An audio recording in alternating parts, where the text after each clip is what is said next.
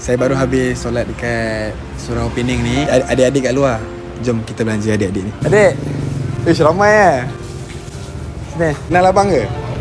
Siapa kenal abang? Siapa angkat tangan dulu, dia dapat hadiah. Okay, 1, 2, 3.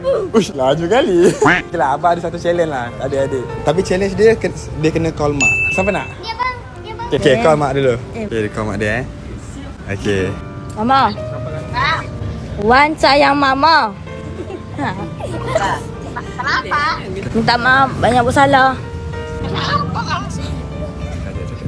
Doakan dan murah rezeki sekali. Oh. Dah Mama.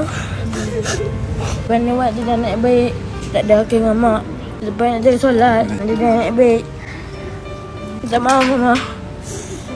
Ya, sama-sama. Assalamualaikum. Salam. Nampak tak? Dengan kata-kata macam ni pun dah boleh merubahkan seseorang tu. Walaupun cakap sayang mak kan? Sayang mak tak masing-masing? Sayang. Jangan jadi anak yang neraka tau. Sebab jadi anak yang baik tau. Ni untuk Syazwan. Nanti kongsi kawan-kawan kongsi tau.